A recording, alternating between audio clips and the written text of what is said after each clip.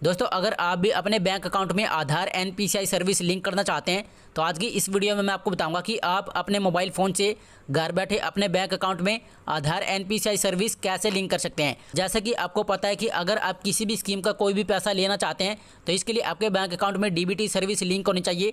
उसके बाद ही आपका जो पैसा है वो आपके बैंक अकाउंट में आता है। तो आज की इस वीडियो में मैं आपको यही बताऊंगा कि आप अपने बैंक अकाउंट में आधार एनपीसीआई सर्विस लिंक कैसे कर सकते हैं। तो इसके लिए आपको क्या करना है, सबसे पहले तो आपको गूगल पर जाना है और गूगल पर जाने के बाद यहाँ पर आपको सर्च करना है डीबीटी भारत। तो मैं यहाँ पर सर्च कर लेता हूँ डीबीटी भारत। और डीबीटी भारत सर्च करने के बाद आपको यहाँ पर फर्स्ट नंबर पर एक वेबसाइट दिखाई देगी। इस वेबसाइट को आपको ओपन कर लेना है।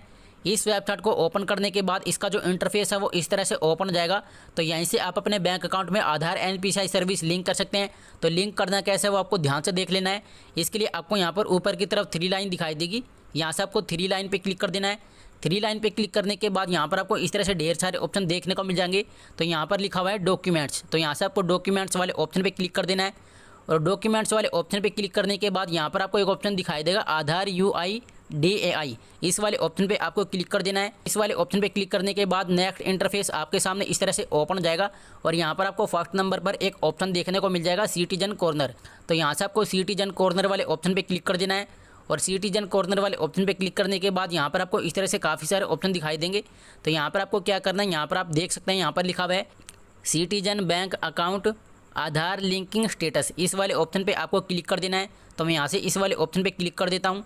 और इसके बाद आपके सामने इस तरह का इंटरफेस ओपन हो जाएगा। तो यहाँ पर आपको क्या करना है, आपको नीचे की तरफ जाना है। और नीचे की तरफ जाने के बाद आपको यहाँ पर एक ऑप्शन दिखाई देगा चेक आधार वैलिडिटी। तो यहाँ से आपको चेक आधार वैलिडिटी में जाना है। चेक आधार वैलिडिटी पे जैसे आप क्लिक करेंगे तो आपके सामने इस तरह का पेज ओपन हो जाएगा। और यहाँ पर लिखा हुआ है इंटर आधार नंबर और नीचे यहाँ पर लिखा हुआ है इंटर कैप्चा। तो यहाँ पर आपको अपना आधार नंबर डाल देना है। और आधार नंबर डालने के बाद आपको कैप्चा कोड भी डाल देना है। तो मैं यहाँ पर अपना आधार नंबर और कैप्चा कोड डाल देता हूँ। आधार नंबर और कैप्चा कोड डालने के बाद आपको प्रोसीड पे क्लिक कर देना है। और प्रोसीड पे क्लिक करने के बाद आपके सामने इस तरह का पेज ओपन हो जाएगा। तो सबसे पहले आपको यहाँ से ये चेक कर लेना है कि आपके आधार कार्ड में मोबाइल नंबर लिंक है या नहीं। क्योंकि अगर आप अपने बैंक अकाउंट में डीबीटी सर्विस लिंक करना चाहते हैं तो इसके लिए आपके आधार कार्ड में आपका मोबाइल नंबर लिंक होना चाहिए। उसके बाद ही आप अपने बैंक अकाउंट में एनपीसीआई डीबीटी सर्विस लिंक कर सकते हैं। इतना काम करने के बाद आपको क्या करना है, आपको बैक जाना है।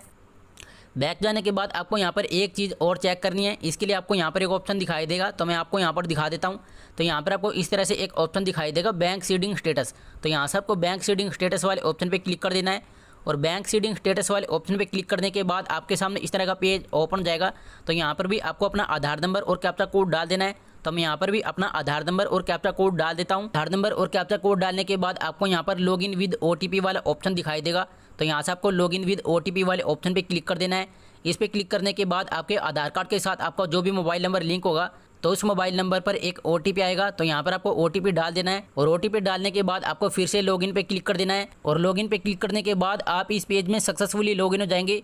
इसके बाद आपको यहाँ पर फिर से एक ऑप्शन दिखाई देगा बैंक सीडिंग स्टेटस। तो यहाँ से आपको फिर से बैंक सीडिंग स्टेटस वाले ऑप्शन पे क्लिक कर देना है। बैंक सीडिंग स्टेटस वाले ऑप्शन पे क्लिक करने के बाद आपके सामने इस तरह का पेज ओपन हो जाएगा। तो सबसे पहले आपको यहाँ से ये चेक कर लेना है कि आपके किस बैंक अकाउंट में डीबीटी सर्विस लिंक है। तो आपके जिस भी बैंक अकाउंट में एनपीसीआई डीबीटी सर्विस लिंक होगी तो यहाँ पर आपको अपने बैंक का नाम देखने को मिल जाएगा।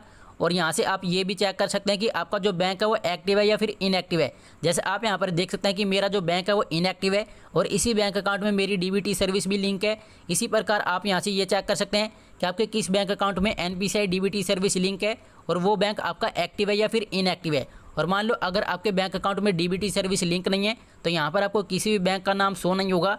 और अगर आप अपने बैंक अकाउंट में एनपीसीआई डीबीटी सर्विस लिंक करना चाहते हैं इसके लिए आपको गूगल पर जाना है। गूगल पर जाने के बाद अब आपको यहाँ पर सर्च करना है PFMS। तो मैं यहाँ पर सर्च कर लेता हूँ PFMS। और इसको सर्च करने के बाद आपको यहाँ पर फर्स्ट नंबर पर एक वेबसाइट दिखाई देगी। तो आपको इस वेबसाइट को यहाँ से ओपन कर लेना है। और इस वेबसाइट को ओपन करने के बाद आपके सामने इस तरह का पेज ओपन जाएगा।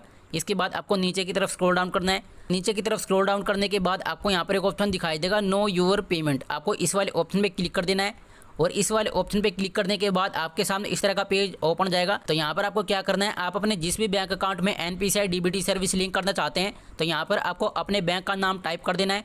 और इसके बाद यहाँ पर आपको अपना अकाउंट नंबर भी टाइप कर देना है। और बैंक नेम और अकाउंट नंबर टाइप करने के बाद नीचे यहाँ पर आपको कैप्चा कोड दिखाई देगा। तो यहाँ पर आपको कैप्चा कोड डाल देना है। और ये सब डिटेल्स डालने के बाद यहाँ पर आपको एक ऑप्शन दिखाई देगा send OTP on registered mobile number. इस वाले ऑप्शन पे आपको क्लिक कर देना है और सेंड OTP पे क्लिक करने के बाद आपके बैंक अकाउंट में आपका जो भी मोबाइल नंबर लिंक होगा तो उस मोबाइल नंबर के लास्ट के 3 डिजिट आपको यहाँ पर इस तरह से देखने को मिल जाएंगे। तो सबसे पहले आपको ये चेक कर लेना है कि आपके बैंक अकाउंट में आपका मोबाइल नंबर लिंक है या नहीं, क्योंकि अपने बैंक अकाउंट में आधार NPCI लिंक करने के लिए आपके बैंक अकाउंट में आपका मोबाइल नंबर लिंक होना चाहिए। उसके बाद ही आप अपने बैंक अकाउंट में आधार NPCI सर्विस लिंक कर सकते हैं। और ये सब चेक करने के बाद अब आपको क्या करना है, आपको गूगल पर जाना है। गूगल पर जाने के बाद यहाँ पर आपको सर्च करना है NPCI। तो मैं यहाँ पर सर्च कर लेता हूँ NPCI और इसको सर्च करने के बाद यहाँ पर आपको एक वेबसाइट दिखाई देगी।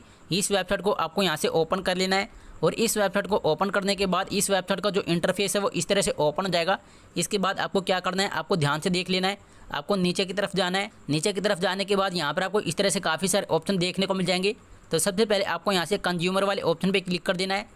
कंज्यूमर वाले ऑप्शन पे क्लिक करने के बाद इसमें आपको यहाँ पर इस तरह से काफ़ी सारे ऑप्शन देखने को मिल जाएंगे। तो अपने बैंक अकाउंट में DBT सर्विस लिंक करने के लिए आपको क्या करना है, यहाँ पर लिखा हुआ है भारत आधार सीडिंग। इस वाले ऑप्शन पे आपको क्लिक कर देना है। इस वाले ऑप्शन पे क्लिक करने के बाद आपके सामने इस तरह का पेज ओपन हो जाएगा। यहाँ पर इस तरह से टाइमिंग स्टार्ट हो जाएगी। तो आपको 8 मिनट में इस फॉर्म को फिलअप करना है। अगर आप 8 मिनट से ज़्यादा टाइम लगा देते हैं तो ये जो पेज है वो एक्सपायर हो जाएगा और उसके बाद आपको फिर से इस पेज में विजिट करना पड़ेगा। तो इस फॉर्म को फिलअप कैसे करना है वो आपको ध्यान से देख लेना है। सबसे पहले यहाँ पर लिखा हुआ है इंटर योर आधार। तो यहाँ पर आपको अपना आधार नंबर डाल देना है और आधार नंबर डालने के बाद यहाँ पर लिखा हुआ है रिक्वेस्ट फॉर आधार और इसमें आपको यहाँ पर 2 ऑप्शन दिखाई देंगे। तो अपने बैंक अकाउंट में NPCI सर्विस लिंक करने के लिए आपको यहाँ से सीडिंग वाले ऑप्शन को सिलेक्ट कर लेना है। और अगर आप अपने बैंक अकाउंट से DBT सर्विस को हटाना चाहते हैं, उसको रिमूव करना चाहते हैं, तो यहाँ से आप डीसीडिंग वाले ऑप्शन को चूज़ कर सकते हैं। लेकिन हमें अपने बैंक अकाउंट में DBT सर्विस लिंक करनी है तो मैं यहाँ से सीडिंग वाले ऑप्शन को सिलेक्ट कर लेता हूँ। और इसके बाद आप जिस भी बैंक में DBT सर्विस लिंक करना चाहते हैं तो यहाँ पर आपको अपने बैंक का नाम टाइप कर देना है। जैसे मान लो मैं यहाँ पर टाइप कर देता हूँ बैंक ऑफ बड़ौदा और बैंक का नाम टाइप करने के बाद इसमें आपको यहाँ पर इस तरह से 3 ऑप्शन दिखाई देंगे। तो यहाँ से आपको फ्रेश सीडिंग वाले ऑप्शन पर क्लिक कर देना है और इसके बाद यहाँ पर आपको अपना अकाउंट नंबर डाल देना है और इसके बाद फिर से आपको यहाँ पर अपना अकाउंट नंबर डाल देना है और इसके बाद आपको इसमें इस तरह से कंसेंट देना है और इसके बाद आपको नीचे जाना है। नीचे जाने के बाद आपको इसमें भी इस तरह से कंसेंट देना है और इसके बाद आपको फिर से नीचे की तरफ स्क्रॉल डाउन करना है। नीचे की तरफ स्क्रॉल डाउन करने के बाद आपको यहाँ पर इस तरह से कैप्चा कोड दिखाई देगा। तो यहाँ पर आपको कैप्चा कोड डाल देना है और कैप्चा कोड डालने के बाद आपको प्रोसीड पे क्लिक कर देना है और प्रोसीड पे क्लिक करने के बाद आपके आधार कार्ड के साथ आपका जो भी मोबाइल नंबर लिंक है तो उस पर एक OTP आएगा। तो आपको OTP डाल देना है और OTP डालने के बाद आपको सबमिट वाला ऑप्शन मिल जाएगा। तो आपको सबमिट पे क्लिक कर देना है। सबमिट पे क्लिक करने के बाद आपकी जो रिक्वेस्ट है वो सक्सेसफुली सबमिट हो जाएगी और उसके बाद 24 घंटे के अंदर आपके बैंक अकाउंट में NPCI DBT सर्विस लिंक हो जाएगी। और यहाँ पर मैं आपको एक चीज़ और बता देता हूँ, अभी के टाइम में आपको यहाँ पर सिर्फ 5 ही बैंकों का नाम शो होगा, लेकिन धीरे धीरे यहाँ पर सभी बैंकों का नाम ऐड किया जा रहा है। तो आपका जिस भी बैंक में अकाउंट है अगर आपको यहाँ पर उस बैंक का नाम शो हो रहा है तो आप इस फॉर्म को फिलअप करके अपने बैंक अकाउंट में NPCI DBT सर्विस लिंक कर सकते हैं।